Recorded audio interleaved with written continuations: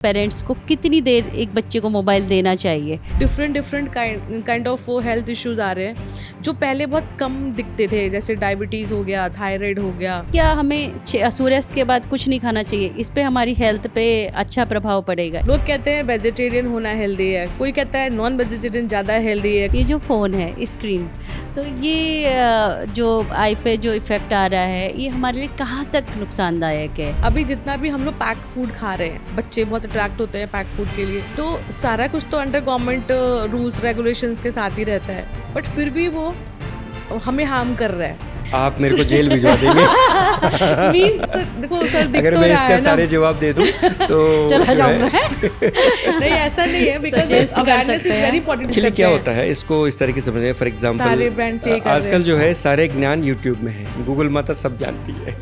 आपने जो जितने सवाल किया, सारे प्रश्न का उत्तर सब लोग जानते ही है। वो कोई स्टोरी जो बहुत इमोशनल हो, आपको लगती हो। 9th क्लास के एक स्टूडेंट था, उनको नहीं पता कि वो कभी ब्लैक बोर्ड देख ही नहीं सकता था। ना उनकी परिवार को पता है, ना उनके टीचर्स को पता है जिस स्कूल में पढ़ाई कर रहे हैं। वो 9th तक पहुंच गया, तो वो माँ बाप के साथ कुंभ में नहाने आया। उनको पता चला कि आई कैम चल रही, तो वैसे दिखाने आया। हमें चेकिंग में देखा कि उनको -15 की चश्मा लगा, हाई मायोपिया। सो ये बहुत चिंताजनक विषय है। बहुत सारी चुनौतियाँ आई होंगी, और उनको कैसे आपने उन चुनौतियों का सामना किया? चश्मा का फैक्ट्री लगाई, जिसमें रियल टाइम में चश्मा बना के उनको दिया। तो रीडिंग ग्लासेस तो हम रेडीमेड रख सकते हैं, उनको तुरंत जो है रीडिंग नंबर दे सकते हैं, मगर डिस्टेंस विजन बाइफोकल 3 मिनट के अंदर बनाने लायक हमने एक फैक्ट्री बनाया। ग्रेट। पर डे जो है 4 से 5 हज़ार चश्मा हम बनाते थे। We are trying to screen maximum pilgrims who are visiting this Netrakum and providing eye aids, spectacles for the needy, both readers as well as making glasses, also eye drops and other medication to the needy people.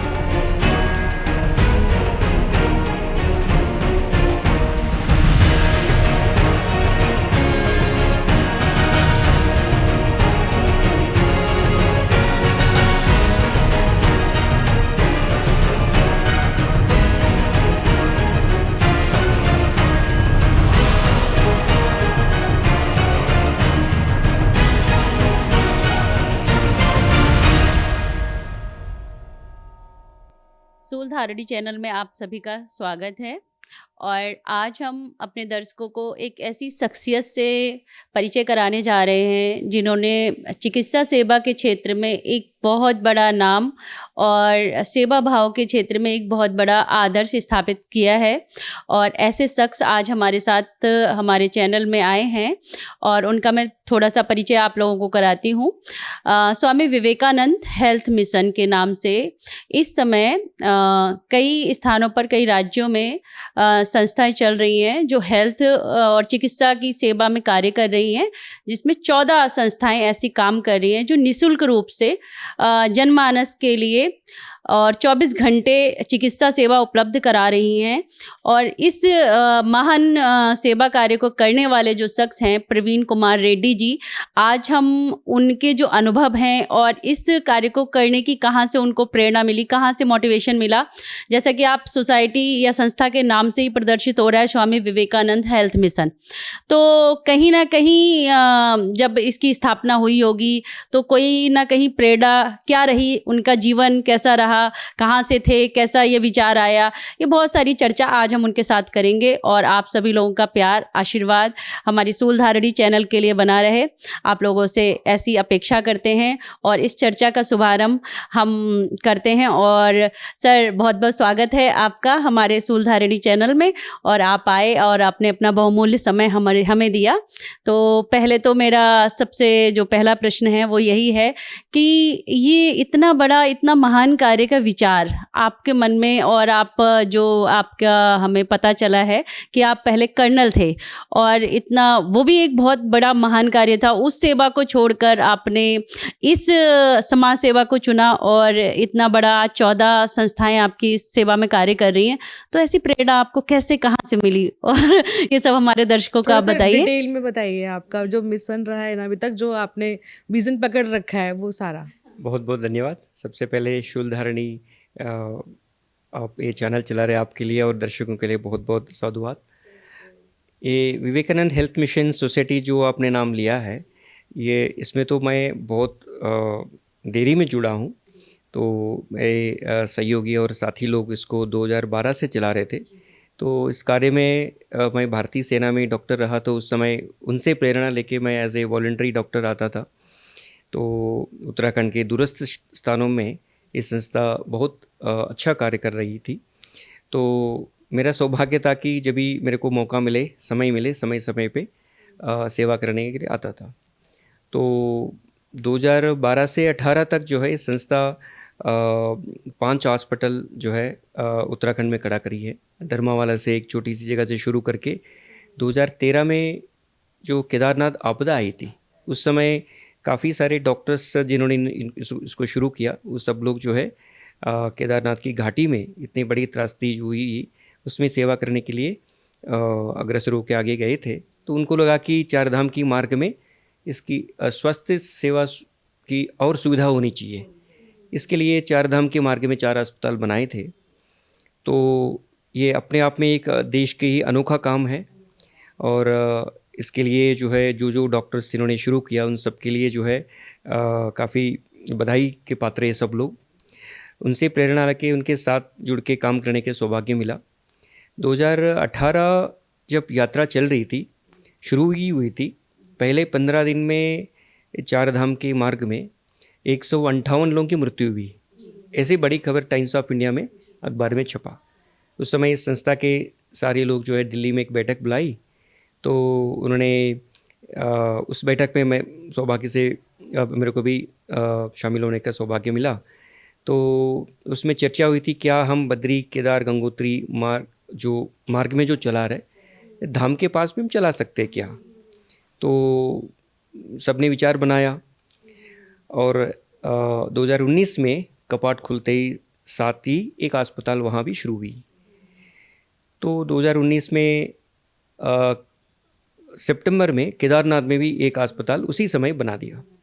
तो इस दोनों अस्पतालों ने उस 2019 में बहुत कार्य किया है, बहुत कार्य करने को उनको मौका भी मिला।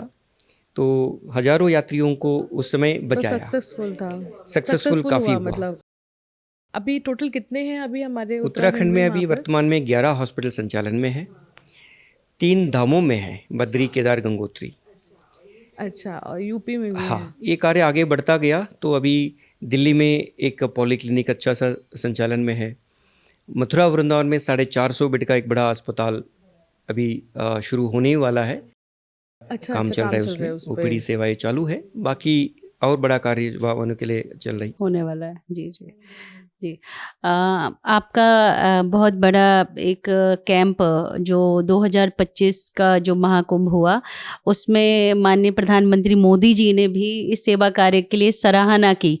तो इसकी जो आपकी जो सेवा रही वो कितने दिनों की रही, और उसमें विशेष आपने इतना बड़ा कार्य किसके सहयोग से, कैसे इतना बड़ा कार्य कर संपन्न किया, वो ऐसा हमारे दर्शकों को कुछ। नेत्र कुंभ का जो आयोजन हुआ था हमारे महाकुंभ 2025 में, तो उसमें मैंने सुना था कि 10 एकड़ में एक आई कैम्प बनाया गया था।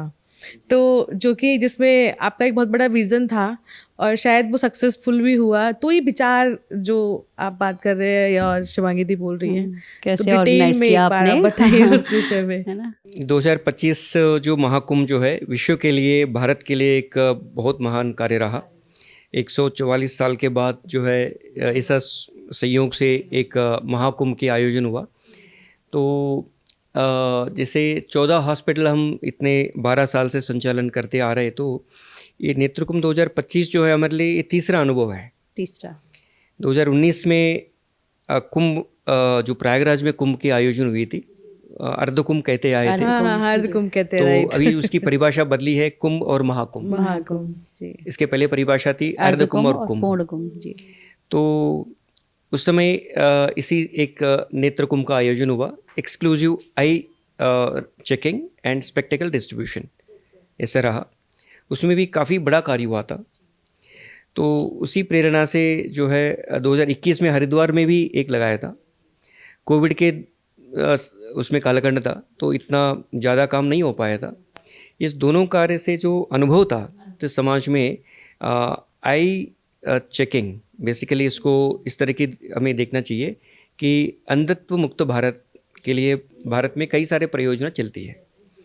तो इससे हमें पता चलता है कि काफ़ी गैप्स है, तो जनता का जो रिक्वायरमेंट है और आई चेकिंग और इसमें अंधत्व में भी दो कारण हम इसको बता सकते हैं, जैसे प्रिवेंटेबल ब्लाइंडनेस, अंधत्व को रोक सके।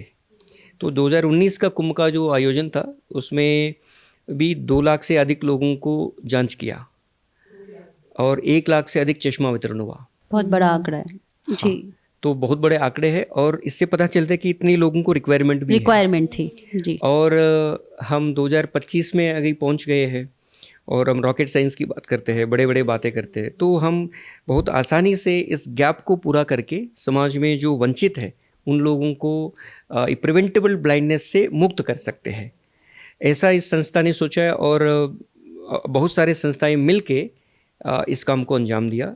ऐसे सक्षम एक संगठन है जो दिव्यांग के ऊपर ये लोग काम करते हैं, एक्सक्लूसिव पूरा देश भर में ये लोग काम करते हैं। और मेरे को सौभाग्य मिला ये विवेकानंद हेल्थ मिशन के द्वारा मैं इस मुख्य चिकित्सा अधिकारी जैसा रहने के लिए सौभाग्य मिला। तो इस बार जो है 2.5 लाख के आसपास लोगों को जांच करके 1,60,000 से अधिक चश्मा वितरण किया। तो 2019 और 21 का अनुभव जो था इसको लेके हमने इस बार कंप्लीट डिजिटाइजेशन पेपरलेस कैंप किया और आर्टिफिशियल इंटेलिजेंस को भी हमने उपयोग किया। देश भर के प्रतिष्ठान संस्था 70 के आसपास संस्थाएं इसमें पार्टिसिपेट किया। 350 डॉक्टर्स कंसल्टेंट इसमें भाग लिया और काफ़ी हाई एंड काम हुआ। तो ये आंकड़े देख के हमें भी आश्चर्य हुआ बाद में कि इतनी बड़ी सेवा के लिए इतने लोग साथ में आ गए जी जी। तो इसका जो मेन मुख्य चिकित्सा अधिकारी उस समय आप ही थे, तो कैसे, मतलब क्या क्या आपके सामने बहुत सारी चुनौतियां आई होंगी और उनको कैसे आपने उन चुनौतियों का सामना किया? कैसे बजट, आर्थिक चीजें, कैसे आपने ये सब का समायोजन कैसे बैठा पाए? हाँ, बजट तो बहुत ज़्यादा था जी। तो चैलेंज था, मतलब चैलेंज तो सामने बहुत बड़ा था, चुनौती थी। मगर समाज, भारत की जो समाज है एक गजब समाज है। जैसे आपने देखा है कि महाकुंभ में 66 करोड़ या 60 करोड़ से अधिक लोग आए। इतना वॉकिंग तो था, एक भी व्यक्ति भूखा नहीं गया होगा। बिल्कुल नहीं। वैसे ही जो है हम भी काफ़ी उत्साह के साथ इस काम को जो है किया था। कितने समय बिताया था आपने उधर? कुंभ में तो 60 दिन के लिए कैंप था, ये 2 महीने पूरा रहा और इसके लिए 7-8 महीने इसके ग्राउंड वर्क हमने किया है। पूरा देश भर भ्रमण करके जितने नेत्र प्रतिष्ठान संस्थाएं हैं उन सबको हमने निमंत्रण दिया, आके सेवा करिए। तो आश्चर्य की बात है कि एक भी व्यक्ति ने हमें कोई मना नहीं किया। कितने डॉक्टर्स लिए थे आपने? 350 से अधिक डॉक्टर्स आए। Oh my God. और संस्थाएं जो है स्वयं अपने संसाधन स्वयं लाए। Oh my God. अपने इक्विपमेंट्स लगाए, high and equipments, technology, I care, आपको पता ही है कि इक्विपमेंट काफ़ी सेंसिटिव होते हैं। तो शुरू में हमने काफ़ी बजट भी बनाया कि चलो इतना इक्विपमेंट्स हम लगाएंगे। आपको आश्चर्य होगा 100 रिफ्रैक्शन यूनिट्स हमने लगाया। ओके। 40 डॉक्टर्स की व्यवस्था करी। Number actually. हाँ, तो 100 रिफ्रैक्शन यूनिट, 40 डॉक्टर्स। आई केयर जो है एग्जामिन करना चाहिए तो इक्विपमेंट चाहिए, auto refractometer, trial boxers, trial lenses, doctors के लिए स्लिट लैम्प्स एंड ये एक भाग है। तो मगर जो आए हुए जो यात्री है या मरीज कहे या उसको यात्री कहे, उनको टेस्टिंग के बाद उनको लाभ भी पहुंचाना है। किसी को दवाई चाहिए, किसी को चश्मा चाहिए, किसी को सर्जरी हो सकती है। तो ऑन ग्राउंड हमने एक फैक्ट्री लगाई थी, चश्मा का फैक्ट्री लगाई, जिसमें रियल टाइम में चश्मा बना के उनको दिया। तो रीडिंग ग्लासेस तो हम रेडीमेड रख सकते हैं, उनको तुरंत जो है रीडिंग नंबर दे सकते हैं, मगर distance vision, bifocal, high complex उसको पावर, टाइम जाता है। इसको भी हमने 3 मिनट के अंदर बनाने लायक हमने एक फैक्ट्री बनाया। Great great great. ये 10 एकड़ आपने जो ज़मीन कहा इसी- उसमें इसका- एक जर्मन हैंगर पूरा इसी फैक्ट्री थी, तो जिसमें पर डे जो है 4 से 5 हज़ार चश्मा बनाते थे। Per day Per 4 day। से 5 हज़ार चश्मे ये एक विश्व रिकॉर्ड है ये भी। जी ऐसा करके 50 से अधिक रिकॉर्ड हमने इसमें बनाया बनाए इस महाकुंभ में। मुझे तो इस ऐसा लगता नेत्रकुंभ है में। कि जो आपने इतना बड़ा नंबर कैच किया है, या जिनको मतलब बेनिफिट्स हुए हैं और शायद वो देख रहे होंगे आपको, तो उनको रियलाइज हो रहा होगा। तो आप मुझे कोई ऐसी स्टोरी बताएंगे कि शायद जिनकी एक बहुत बड़ी प्रॉब्लम होगी किसी भी रीज़न से, क्योंकि ये फ्री ऑफ कॉस्ट था आई थिंक, तो वो कोई स्टोरी जो बहुत इमोशनल हो, आपको लगती हो, जो आपके जो सामने हमारे घटित हुई दर्शकों हो, के साथ आप साझा हाँ, कर शेयर बिल्कुल, करना चाहें, आई थिंक पक्का होगी। तो इसमें एक नहीं कई हजारों उनको- स्टोरीज है, जी, जी। क्योंकि आइज बहुत इंपॉर्टेंट है जीवन जी, के जी, लिए। जी। तो हाँ बिल्कुल, आपने आइस बहुत इंपॉर्टेंट है। इसी ध्येय को हमने लिया था कि among all the senses the eyes are supreme. Eyes ही क्यों चूज किया था आपने? तो रीजन तो यही है। सर्वेंद्रियानम नयनम प्रधानम हम कहते हैं, इसलिए among all the senses eyes are supreme, तो भगवत गीता में कृष्ण ने भी कहा। तो इसको लेते हुए एक स्टोरी, एक 9th क्लास के एक स्टूडेंट था, उनको नहीं पता कि वो कभी ब्लैक बोर्ड देख ही नहीं सकता था। ना उनकी परिवार को पता है, ना उनके टीचर्स को पता है जिस स्कूल में पढ़ाई कर रहे हैं। वो 9th तक पहुंच गया, तो वो माँ बाप के साथ कुंभ में नहाने आया। उनको पता चले कि आई कैम चल रही, तो वैसे दिखाने आया। तो हमें चेकिंग में देखा कि उनको -15 की चश्मा लगा, हाई मायोपिया। सो ये बहुत चिंताजनक विषय है। भारत की शिक्षा पद्धति में एक परियोजना भारत सरकार चलाती भी है कि every child should be screen for ice. Not only ice, काफ़ी वाइटमिन डेफिशिएंसीज, कई सारे चीज़ें हैं, बट कहीं ना कहीं जो है ये छूट हो गई कि कई सारे बच्चों को ये सुविधा मिल नहीं पा रही।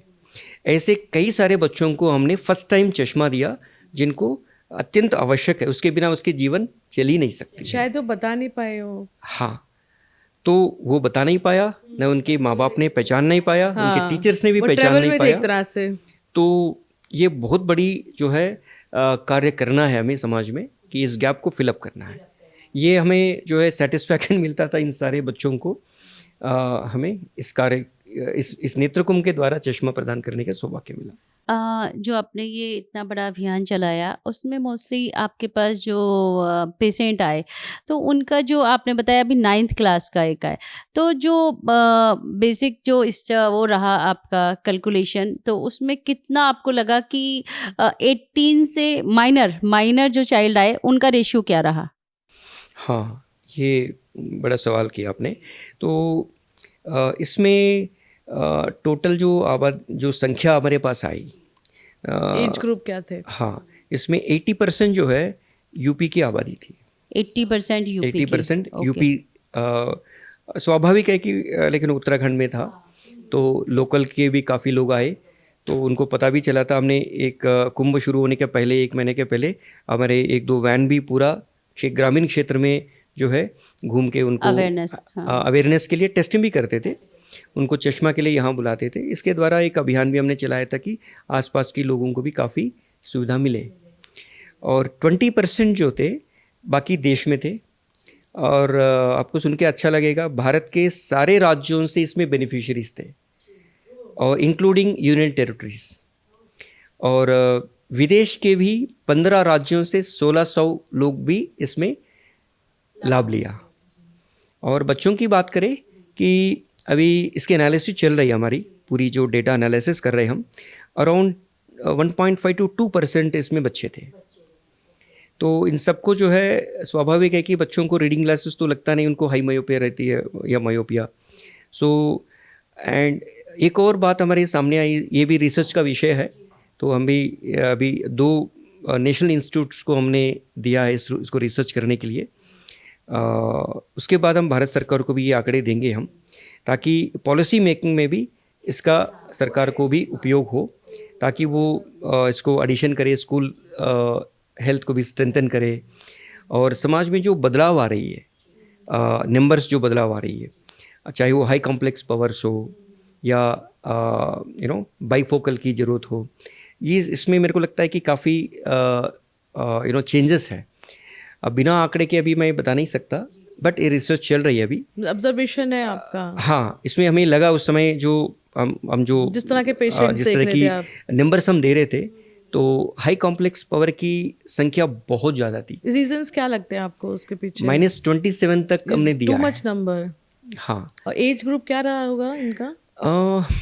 इसमें हर एक एज ग्रुप है, खास करके जो मिडिल एज जो एज ग्रुप है वो ज़्यादा थी। आई थिंक रीजंस आपको क्या लगते हैं? हाँ, नहीं, मिडिल एज मतलब अराउंड 30 to 50 के बीच में बहुत ज़्यादा थी। 50 के बाद जो है कैटरैक्ट सिटिनोना लगता है उनको। 21,000 के आसपास हमने कैटरैक्ट पेशेंट्स आइडेंटिफाई किया। 270 हॉस्पिटल हमने आइडेंटिफाई किया जिसमें इन सब लोगों की निःशुल्क सर्जरी भी होगी, उसमें रेफ़र किया हमने। तो रही ये कॉम्प्लेक्स पावर्स की और चेंजिंग नंबर्स की, जैसे आपने कहा कि ये भी एक रिसर्च का विषय है। जैसे एजुकेशन जो पद्धति वो बदली है, जैसे डेस्कटॉप्स आ गया, लैपटॉप्स आ गया, स्क्रीन वर्क बहुत ज़्यादा है, स्क्रीन टाइम ज़्यादा बढ़ गया। तो और स्क्रीन टाइम में भी जो है मोबाइल स्क्रीन टाइम बहुत ज़्यादा बढ़ गया। तो इसलिए जो है कहीं ना कहीं अपने बायोलॉजिकल चेंजेस भी आंखों की वो बदलती है। तो इसके ऊपर भी आंखों की डॉक्टर्स वगैरह रिसर्च इसमें कर रहे, खास करके ये जो डेटा है हमारे बहुत बड़ी डेटा है। मोर देन 3.5 करोड़ वेरिएबल्स हमने रिकॉर्ड किया। इसके लिए अलग से एक सॉफ्टवेयर बनाया हमने। तो हम भी इसके एनालिसिस के बाद हम चाहते हैं कि हम भी इसमें से बहुत सारी चीज़ें निकलेंगी, तो इसको पॉलिसी मेकर्स को भी ये अच्छा लगेगा उसको इम्प्लीमेंट करने के लिए। एक बहुत बड़ा जो विषय है और एक बहुत बड़ी समस्या है आज, जो सभी के हाथों में, चाहे बच्चा हो बूढ़ा हो जवान हो, ये जो फ़ोन है, स्क्रीन, तो ये जो आई पे जो इफ़ेक्ट आ रहा है, ये हमारे लिए कहाँ तक नुकसानदायक है? तो हमारे दर्शकों को मोस्टली युवा हैं, तो उनके लिए कहाँ तक, कितने घंटे यूज़ करना चाहिए ये मोबाइल? आप डॉक्टर हैं और बहुत अच्छे से बता पाएंगे कि ये कितना खतरनाक है हमारे लिए, है ना? ये सब हमारे दर्शकों को बताइए। इसके ऊपर टिप्पणी करना काफ़ी संक्लिष्ट प्रश्न है ये। मोबाइल क्या रहा आजकल, जो है एक केवल कम्युनिकेशन का माध्यम नहीं रहा जी। ये इन्फॉर्मेशन का भी बहुत बड़ा सोर्स हो गया। ये टैबलेट्स या लैपटॉप्स और डेस्कटॉप्स को भी जो है पार कर दिया। जी, छोड़ दिया। Everything we can do in mobile now. Mail कर सकते हैं, डेटा देख सकते हैं, यूट्यूब देख सकते हैं, डिपेंड पूरा। बच्चे जो है कोविड में तो इसके पूरा क्लासेस इसमें चलते थे ऑनलाइन, जी, है ना। तो इसमें लाभदायक भी है, नुकसान भी है। एक कंट्री ने अभी क्या किया, they reverted back to ancient traditional schooling system. In the sense उन्होंने स्कूल से जो है सारे डिजिटल माध्यम हटा दिया। ओके। अभी बहुत भारत में हो रहा था ना। हाँ, अभी जो है स्कूल भी पैटर्न को पूरा विश्व जो है डिजिटाइजेशन की ओर जा रही है। था, अभी उसको स्टॉप करना कुछ कंट्रीज, एडवांस कंट्रीज जो समझ रही है अपने आप को, एडवांस समझ रही है, सो कॉल्ड एडवांस्ड जो सोच रही है अपने आप को, सो वो डिजिटाइजेशन में वो ध्यान रख रही है। जैसे उसका डिजिटल स्क्रीन रख दिया, टच स्क्रीन रख दिया, टच स्क्रीन के माध्यम से बच्चों को पढ़ाना, स्क्रीन पे पढ़ रहे हैं, बैग लेकर नहीं जा रहे हैं, सामने जो है लैपटॉप दे देना, टैबलेट दे देना। भारत सरकार में या भारत के भी कई राज्यों में जो है इलेक्शन में अभियान भी चलाते हैं, हमने टैबलेट दे दिया बच्चों को, लैपटॉप दे दिया। एक देश ने जो है पूरी डिजिटाइजेशन से दूर रखा। इसका मतलब उनसे ट्रेडिशनल किताबें, पूरा पेन पेंसिल उसमें आ गया। उनको कहीं ना कहीं लगा कि भाई ये विकृति की ओर ले रही है। तो ये दोनों एक डबल एज स्वॉर्ड है ये, है ना। हमें भी काफ़ी क्लोज ऑब्जर्वेशन लेना चाहिए। कोई भी टेक्नोलॉजी अडॉप्ट करने के पहले खुद की रिसर्च उसमें होना ज़रूरी है। तो अपना देश जो है बहुत महान देश रहा, अभी भी है जी। सो अपना एजुकेशन सिस्टम एक ज़माने में जो है पूरा श्रवण से चलता था, सुन के रिपीट करके, इसको श्रुति स्मृति कहते थे हम। अभी जो है लिखना पढ़ना ज़्यादा हो गया, स्क्रीन टाइम ज़्यादा हो गया। सो मेमोराइजेशन की प्रक्रिया बदली है। एजुकेशन की रिक्वायरमेंट बदली है और एम्प्लॉयमेंट की रिक्वायरमेंट्स बदली है। तो इसमें बदलता हुआ ज़माना में ये सब बदलते गया। अचानक कोई भी बड़ा निर्णय जो है इसमें खतरनाक भी हो सकता है। सो धीरे धीरे इस साइंटिफिक जगत को जो है इसके ऊपर एक बड़ा निर्णय लेना होगा ताकि हेल्थ के ऊपर काफ़ी अफेक्ट ना करे। जैसा आपने बोला कि जो आईज है हमारी वो बहुत इंपॉर्टेंट पार्ट है बॉडी का, तो और इस शिविर को लगा के आपको आइडिया भी लग गया कि जितना बड़ा नंबर निकल के सामने आया और बहुत लोगों को लाभ मिला और इसके लिए अप्रिशिएशन भी बहुत ज़्यादा हुआ है। नेत्र कुंभ नाम दिया गया इस चीज़ के लिए। तो क्या आपको लगता है कि ये जो इस तरह के शिविर हैं, ये जो महाकुंभ में हुए हैं, जो आपने मतलब स्टार्ट किया, एक अच्छी स्टार्ट था, तो इस तरह के शिविर हमारे देश में होने चाहिए और बड़े लेवल से होने चाहिए, इसको इम्पोर्टेंस मिलनी चाहिए? हाँ, बिल्कुल लगना चाहिए। दूसरा एक और विषय है, ये महाकुंभ में जितनी ये जो नेत्रकुंभ की जितनी रिकग्निशन मिली है, तो इसमें बहुत बड़ा विषय मेरे को जो लगा है, मैं सराहना करता हूँ इसमें जितने लोग ने भागीदारी दी है, पार्टिसिपेट किया, जिन लोगों ने किया था। बड़े बड़े संस्थान जो ऑल इंडिया इंस्टीट्यूट दिल्ली से लेके डॉक्टर श्रोफ आई हॉस्पिटल है, वो बहुत बड़ी संस्था है, और शंकर नेत्रालय, शंकरा आई केयर की चेन है, शायद इसके ऊपर तो कोई इंडिया में नहीं और है। एलवी प्रसाद आई हॉस्पिटल है। ऐसे करके जितने देश के प्रतिष्ठान संस्था है जो विश्व में अपने नाम कमाया है, और छोटे छोटे संस्थान हैं, और यूपी सरकार के जो इतना सहयोग रहा, यूपी सरकार जो है, मैं उनको बधाई देना चाहता हूँ। योगी जी ने भी वॉक इन किया था, आपके आए थे, हाँ, अप्रिशिएट किया था। नहीं, अप्रिशिएट तो किया ही, विजिट भी किया, तो अप्रिशिएट जो है उनको करना चाहिए जिन्होंने इस पीड़ा उठाया, हाँ, जमीन अलॉट करी, पूरी संसाधन उन्हें जुटाया। इतने डेलीगेट से नहीं, आप जो जितना हमने काम किया है उस सब के लिए आपको जगह चाहिए जी, और सपोर्ट चाहिए, लॉजिस्टिकल सपोर्ट चाहिए। पूरे टेंटेज सरकार ने करके दी, इंफ्रास्ट्रक्चर सरकार ने दी, बिजली, पानी, सरकार को पता है कि भाई इसकी आवश्यकता क्या है। उन्होंने 2019 में भी हमारा काम देखा है, 21 का भी उन्होंने देखा है। संस्था इतनी हॉस्पिटल वो भी वो जानते हैं। सो हमारी जब इंटरेक्शन हुई थी, उन्होंने 2019 में हमारे पास 4.5 एकड़ ज़मीन थी इस कार्य को करने के लिए, दुगनी ज़मीन उन्होंने अलॉट करी, और कोई भी समस्या ना हो इसलिए इंफ्रास्ट्रक्चर पूरी सपोर्ट करी, तो तब जाके इतना महान काम हो पाया। तो भारत के सारे राज्य इसमें आगे आना चाहिए, अपनी जनता के लिए सोचना चाहिए। NGOs और अन्य private hospitals, charitable hospitals already वो लोग काम कर ही रहे। तो नेत्रकुंभ ने हमने क्या किया, इस सबको एक मंच पे लेके आया। कुछ NGOs ने भी पार्टिसिपेशन किया, काफ़ी NGOs ने पार्टिसिपेट किया, तो एक मंच पे लेके आया। तो मैं इसको ऐसा कहूँगा कि मिलके काम करने से अच्छा काम होता है, ज़्यादा बेनिफिशियरीज को हम और सहयोग कर सकते हैं। सो ये जो काम है, मिलके काम करना, एक मत पे काम करना, ये बहुत ज़रूरी है। तो इसके लिए जो है सरकार जितना सपोर्ट करे, भी कहा था, इसीलिए मोदी जी ने एकता का महाकुंभ भी बोला गया था। हाँ, बिल्कुल बिल्कुल, माननीय प्रधानमंत्री जी ने 2 बार अपने भाषणों में इसको जिक्र किया, तो उनके लिए जो है बहुत बहुत धन्यवाद। उन्होंने रिकॉग्नाइज किया इस काम को तो जिसके द्वारा सारी टीम का भी मोरल काफ़ी अच्छा रहा। जितने लोग पार्टिसिपेट किया उन सब ने जो है बहुत अच्छा फील किया। जी, अभी मैंने जो आपसे प्रश्न किया था कि हम अपने दर्शकों को बस ये बताना चाह रहे हैं, आजकल छोटे छोटे बच्चे है ना, उन्होंने एक टॉयज़ की तरह इसको, मोबाइल को उपयोग करना शुरू कर दिया है। तो वो छोटे बच्चे हैं जिनकी एज ग्रुप ही 3 ईयर्स से लेकर 6 ईयर तक है, तो उन पे तो ये बिल्कुल जो इसका इफ़ेक्ट है वो बहुत ही ज़्यादा बैडली जा रहा है। तो क्या आप हमारे दर्शकों को बताना चाहेंगे कि पेरेंट्स को कितनी देर एक बच्चे को मोबाइल देना चाहिए, उस पर थोड़ा सा सजेस्ट करें जी। बड़ी समस्या है, लोग हमसे कहते हैं। अगर ये आप जो है, आपके दर्शक जो है गण मेरे ऊपर नाराज भी हो सकते हैं। नहीं, अब आप तो एक डॉक्टर की उससे सलाह देंगे, है ना। तो जितना देर देना चाहिए तो सवाल ही है नहीं, किसी को देना ही नहीं चाहिए। माँ बाप के पास जो है इतनी जानकारी होना चाहिए। जानकारी क्या है, बेचारे उनके पास समय ही नहीं है। समय नहीं है, वो खुद बिजी मोबाइल में या एक्चुअली अदर माँ वर्क बाप को भी में। नहीं पता ना, जो चेंजेस आए इतना तेजी से आए हैं कि एक्चुअली इसके चलो impacts इसके क्या ऊपर होने मैं एक वाले विषय हैं। करता दुष्प्रभाव हूँ। जो बढ़ रहा है। कल ही हाँ। मैंने जो है एक न्यूज़ पढ़ा था, जिसमें एक देश के कुछ बच्चे जो है एक धरना किया था, एक प्रदर्शन किया था, उसको लीड किया, बच्चे प्रोटेस्ट कर रहे थे। प्रोटेस्ट किया था। Okay. उसमें उसको लीड किया था 7 साल के एक बच्चा ने। उसमें मैं उसका वीडियो भी मैं देख रहा था, सैकड़ों बच्चे सड़क में थे, उसके पेरेंट्स भी देख रहे थे।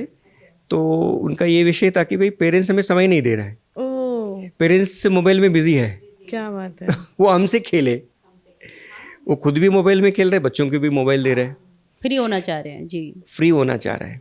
कहीं ना कहीं जो है एक गैप जो है हमें समझना चाहिए कि एक जटिल विषय वलय में हम फंस गया। वो न्यूक्लियर फैमिली की वजह से भी ऐसा है, क्योंकि पेरेंट्स नहीं खेल रहे, दादी बाबा खेले, घर में बुआ जी चाचा जी खेले। एकल परिवार भी अब वो इसमें फैमिली समस्या है। में नंबर ऑफ पर्सन ही केवल 2 ही हैं पेरेंट्स। तो कौन किसके साथ खेले? देन तो फिर ऑप्शन क्या बताए, टॉयज या मोबाइल। अब मोबाइल में क्या है, उन्हें उनकी मनमर्जी रहती है, एक एक्टिव फॉर्म मिलता है उनको, तो दे अट्रैक्ट। बिल्कुल। So that तो may इसमें मोबाइल देना एक विषय है। तो ये काफ़ी गहरी बात आपने प्रश्न आपने पूछा है। अगर आप किसी साइकोलॉजिस्ट से बात करेंगे, इसका परिणाम आपको पता चलता है। कई सारे बच्चे जो है माँ बाप जो है साइकेट्रिस्ट के पास जा रहे, मेरे बच्चा जो है पढ़ने में कमज़ोर है, अटेंशन डेफिसिट है, इसका चश्मा चल रही है, जी। एंड पर्सनालिटी चेंजेस आ रहे चेंजेस आ रहे हैं, हैं। चिड़चिड़ापन होता है। उनको सेपरेशन चाहिए, वो नहीं छुप छुप के मोबाइल में रूम में सेपरेट ये देखना चाहते एक हैं। एडिक्शन है। एडिक्शन में exactly exact So- word is addiction. हाँ, एक आइसोलेशन में चले जाते हैं। आइसोलेशन में चले जा रहे हैं। अगर नहीं देंगे तो वो परेशान हो जाएंगे। इरिटेशन हो रहा है, गुस्सा कर रहे हैं। तो इसको एकदम से पे हटा नहीं सकते हैं। पहले जो है इसको, ये सिर्फ माँ बाप का समस्या नहीं, जी। इस समाज का समस्या समाज है। की समस्या है। हाँ। वही बड़ा आपको ये प्रश्न देश का समस्या है। तो इसको गंभीरता से देखना चाहिए। तो इसके ऊपर जो है पॉलिसी लाने से काम नहीं चलेगा, एजुकेशन की ज़रूरत है। तो ओवरऑल इसको कैसे यूज़ करे, है ना, तो इसके ऊपर हमें ध्यान देना चाहिए। अगर कम भी करना है, जैसे एक बच्चा है उसको एडिक्शन हो गया है और अगर पेरेंट्स उसको वो एडिक्शन से हटाना चाह रहे हैं, तो मतलब जैसे एक बच्चा 5 घंटे देख रहा है तो उसको कम करके 1 घंटे, या उससे नुकसान जो है वो बचाया जा सकता है नुकसान से। क्या होता है जी। बच्चे कभी कोई चीज़ मांगते नहीं है। बच्चा को कैसे पता चलता है मोबाइल देखना चाहिए? What is good what is bad, वो हैबिट के तो चलते भी। पहले जो है वो अनुकरण करता है। कोई भी बच्चा जो है उनके पेरेंट्स को अनुकरण करता है, उनके फ्रेंड्स को अनुकरण करता है, उनके टीचर्स को अनुकरण करता है। तो अगर पेरेंट्स यूज़ नहीं करते तो वो कैसे यूज़ करेगा? Everyone It's a culture. So it's a culture.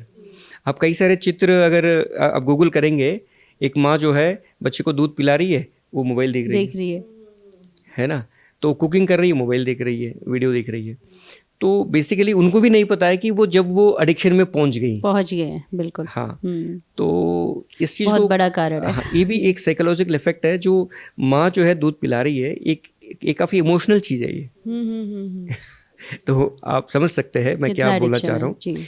तो ऐसे बहुत सारे जो है बॉन्डिंग जो है वो भी टूट रही है, चाहे वो पति पत्नी रिलेशन हो, चाहे वो पेरेंट्स और बच्चे का रिलेशन हो, टीचर्स एंड स्टूडेंट रिलेशन हो, ये सब जो है धीरे धीरे बदल रहा है। मैं हेल्थ से रिलेटेड आज डिस्कशन कर रहे हैं हम आपसे, तो मेरा आपसे एक क्वेश्चन हेल्थ रिलेटेड ही है कि अभी देखा जाए लास्ट 10 सालों में और उससे पहले, मतलब एक टोटल ग्राफ बनाएंगे तो देखेगा कि जो हेल्थ इश्यूज हैं वो कंटिन्यूअसली बढ़ते जा रहे हैं।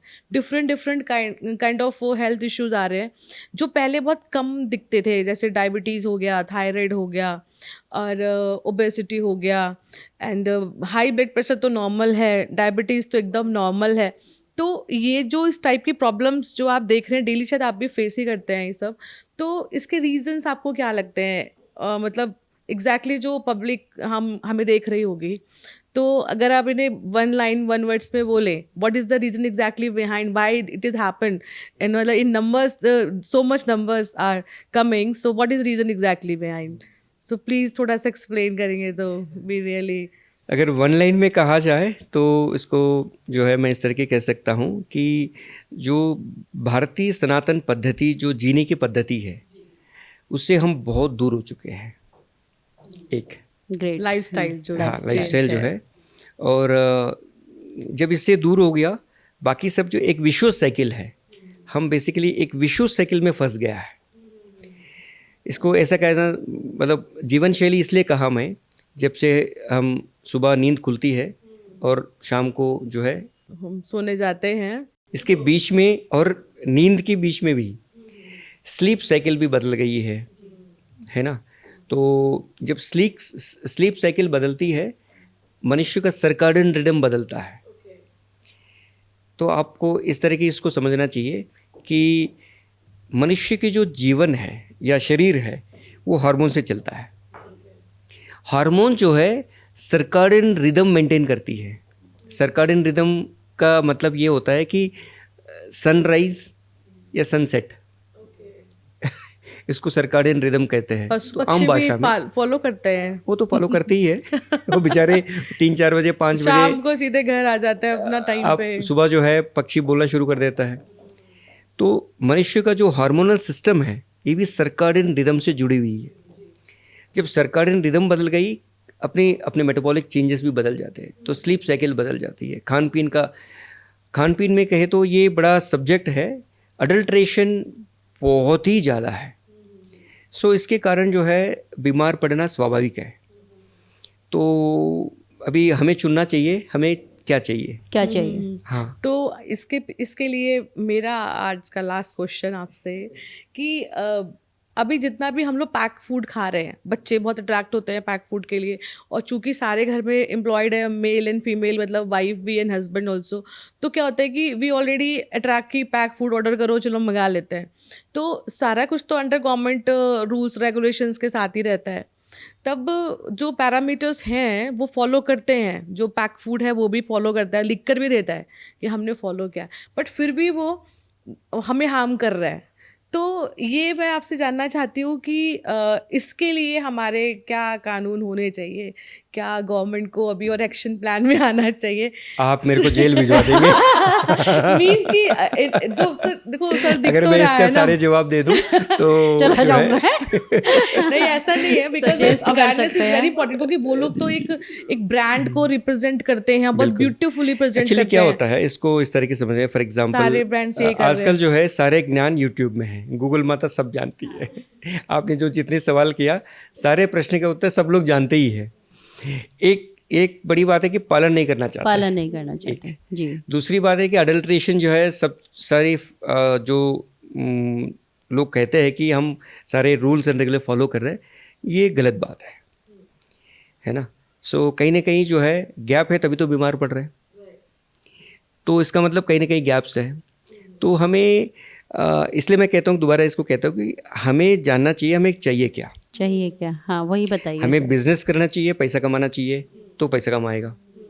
फॉर एग्जांपल दूध की रिक्वायरमेंट है, अपनी आबादी कितनी है अभी 150 करोड़ 150 करोड़ जो भी है। हाँ। इतनी आबादी के लिए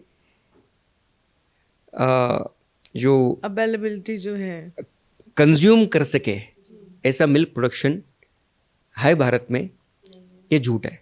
नहीं है, विश्व में कहीं भी जो है इतनी आबादी के लिए कहीं प्रोडक्शन कर ही नहीं सकते। है नहीं। एक है, सो इसको हमें समझना चाहिए। दूसरा, जो डेली रिक्वायरमेंट्स हमारी है, हमें कैसे पूरा करना चाहिए। तो अडल्ट्रेशन जो है वो इतना ज़्यादा हो चुका है। एक तो सबसे पहले आपके पास टाइम नहीं है कि चुनने के लिए कि भाई कौन सा सही है कौन सा गलत है। तो एड से अट्रैक्शन हो रहा है, एड से अट्रैक्शन होता है ना। जो वॉशरूम साफ करने के लायक भी नहीं है, ऐसे कोल्ड ड्रिंक्स हम Daily बहुत ही routine पसंदीदारी जो है हम फ्रिज में रख के उसको दिनों दिन रख के पीते हैं, और हम चाहते हैं कि हम स्वस्थ हो जाए। जी। हम चाहते हैं कि डॉक्टर के पास जाते हैं, बोलते हैं कि डॉक्टर साहब कुछ जादू कर दीजिए, कर दो, हो नहीं सकता है। तो इसलिए मैं इसको एक प्रश्न एक लाइन में कहना चाहिए, हमें चुनना चाहिए हमें चाहिए क्या। तो स्वस्थ रहना चाहिए, तो वो तरीका मिल जाएगा। आपने अपने जवाब में ये बताया कि कोल्ड ड्रिंक्स, जिसका आपने बहुत है, जो बाबा रामदेव जी भी हमारे कहते हैं अवेयरनेस के लिए, टॉयलेट क्लीनर, है ना, और बहुत है। और मैं आपको बता दूं कि मैंने कभी जीवन में कोल्ड ड्रिंक नहीं पिया है। अरे बहुत बहुत मैं कभी साधुवाद नहीं आपको। लेती। तो मैं ये और थोड़ा सा और जानना चाहती हूँ, एक जो मैंने सुना है, और आप एक डॉक्टर हैं और आप ज़्यादा अच्छे से बता पाएंगे कि जो मोस्टली पक्षियों के बारे में मैंने सुना है कि वो सूर्य अस्त के बाद कुछ भी नहीं खाते, शायद एनिमल्स, बंदर वगैरह भी और पक्षी भी। इस पे क्या कहना चाहेंगे? क्या जो इंसान की ह्यूमन बॉडी है वो भी, क्या हमें सूर्यास्त के बाद कुछ नहीं खाना चाहिए? इस पे हमारी हेल्थ पे अच्छा प्रभाव पड़ेगा? इस पर थोड़ा सा आप थोड़ा डिफाइन करें। ये अच्छा, ये भी सही सवाल है। अगर आयुर्वेदिक की पद्धति से कहना चाहिए तो नहीं करना चाहिए, ऐसा कहते हैं। मगर हर व्यक्ति का प्रकृति अलग अलग है, हर व्यक्ति का काम अलग है, तो पाचन शक्ति भी, डाइजेशन कैपेसिटी भी अलग अलग है। सो आजकल की काम करने का तरीका भी बदल गया। सो जिनकी रिक्वायरमेंट जैसी है वैसा कर सकते हैं, वो कोई नुकसान नहीं करता है। तो ये as a simple layman language में, तो जिसकी रिक्वायरमेंट जैसी है वैसे करना चाहिए। इम्पोर्टेंट है। तो उसको हम ध्यान रखना चाहिए। नेचुरली जो है सनराइज सनसेट को फॉलो करने से बहुत अच्छा रहता है, अगर लाइफस्टाइल वैसा है। अगर आपकी कार्य पद्धति बदली है, तो नाइट शिफ्ट है, कोई एक्स्ट्रा काम कर रही है, तो उनके लिए अलग ही वो डायमेंशन चलता है, उनकी डाइजेशन कैपेसिटी भी अलग रहती है। तो ऐसा स्ट्रिक्ट गाइडलाइंस नहीं बनाना चाहिए, जैसे रिक्वायरमेंट वैसे चलना चाहिए। आमतौर पे हम कह सकते हैं कि ये सर्कैडियन रिदम फॉलो करने से बहुत अच्छा है, अच्छा लाभ होता है। हाँ। जी जी, कहना है जी। बहुत अच्छी चर्चा और बहुत ही स्वास्थ्यवर्धक चर्चा कह सकते हैं, और आपने हमें बहुत अच्छा समय दिया। यूथ के लिए एक बार जी। कुछ मैसेज यूथ के लिए आप प्लीज जी। दीजिए, अ, हेल्थ रिलेटेड जी, समथिंग एनी काइंड ऑफ। जी जी। तो इतना कह सकते हैं, क्योंकि हम सारे प्रश्नों का समाधान ढूंढने के लिए हम सक्षम हैं। जी जी हम इंटरनेट की 5G 7G तक पहुंच रहे, हम राइट। रॉकेट साइंस की बात कर रहे। तो जैसे मैंने कहा, सर्वेंद्रियानम नयनम प्रधानम, among all the senses eyes are supreme. इसका और एक बड़ा वर्जन है कि स्वास्थ्य रहे तो सब कुछ रहे। तो हमें स्वास्थ्य को ध्यान रखते बाकी सारी चीज़ें अपनी सराउंडिंग होना चाहिए। तो यूथ जो है, जब इतनी बड़ी महान यूथ है, तो सॉल्यूशन भी निकाल सकते हैं। मार्केट जो है अपने आप बदल जाता बदल जाता है ना, चॉइस के अकॉर्डिंग। हाँ। जी। तो हम एड्स और उसके ऊपर नहीं जाना चाहिए, हमें जो ठीक है वो करना चाहिए। करना अपने चाहिए। इंडियन कल्चर ने दिया इतना कुछ से खाने के लिए, इतने ग्रेन्स, इतने वेजिटेबल्स, है ना, फ्रूट्स, जी जी। हम अट्रैक्ट होते हैं तो एडवर्टाइजमेंट से ही जी। होते हैं और भारतीय पद्धति में जितनी वेराइटीज है, वो देश दुनिया में मेरे ख्याल से कहीं नहीं है। तो कहीं ना कहीं हमें रिवर्ट करना चाहिए उसके ऊपर। अगर फास्ट फूड भी है तो कई सारे जो फ्रेश फास्ट फूड भी हम बना सकते हैं, तरीका ढूंढ सकते हैं, तरीका ढूंढ, सब्स्टिट्यूट ढूंढ सकते हैं। जी जी। तो यूथ अगर ये चेंज करेगी तो पूरी समस्या का समाधान मिल जाएगा। मैं ना, एक क्वेश्चन मेरे दिमाग में आ रहा है, बस मैं प्लीज़ पूछ लेती हूँ। आजकल ना वेजिटेरियन और नॉन वेजिटेरियन पे बड़ा विवाद होता है। लोग कहते हैं वेजिटेरियन होना हेल्दी है, कोई कहता है नॉन वेजिटेरियन ज़्यादा हेल्दी है, क्योंकि आजकल ऐसा हो रहा है कि हमें वेज से न्यूट्रिशंस वैल्यूज़ नहीं मिल रहे हैं, हमें वीकनेस, प्रॉब्लम, बहुत सारी डेफिशिएंसीज हो रही हैं ड्यू टू वेजिटेबल्स इतनी अच्छी हेल्दी नहीं आ रहे हैं। तो क्या नॉन वेज भी हेल्दी आ रहा है क्या? मुझे तो नहीं लगता। तो ये जो भ्रम है समाज के अंदर वेज और नॉन वेज को लेकर के, तो अगर कुछ थोड़ा आप अपने नॉलेज से बता देंगे तो बहुत अच्छा रहेगा एक बार। जैसे मैंने कहा, तो आप मेरे को काफ़ी विवाद में डाल देंगे। अरे नहीं, ये तो देखो एक food type of eating habit ऐसे के मैं ऊपर मजाक भी से भी है। कह रहा हूँ। तो अदरवाइज क्या होता है, वेज और नॉन वेज की मैं इस बीच में अभी नहीं पढ़ूंगा। हेल्दी पॉइंट ऑफ व्यू से, हाँ, क्योंकि क्या है, अपनी अपनी चॉइसेस है। और नॉन वेज भी हमेशा अपने जीवन में रहा है, चाहे वो पोल्ट्री है, चाहे फिशरीज है, चिकन, मटन या फिश जो भी कहते हैं हम, ये सब अपना जीवन शैली में कहीं ना कहीं रहा है। और इसको इस तरह की देखना चाहिए जिसकी कल्चर है ना, जिसकी उनके रहन सहन रहा है, खान पीन रहा है, ईटिंग हैबिट्स रहा है, तो वो कल्चर में वो फॉलो करते आ रहे हैं। एक दूसरा, जैसे आपने कहा कि जो है कौन सा सही है, इतनी मैं इसमें यही कहूँगा कि अडल्ट्रेशन जो है बहुत बड़ी चीज़ है।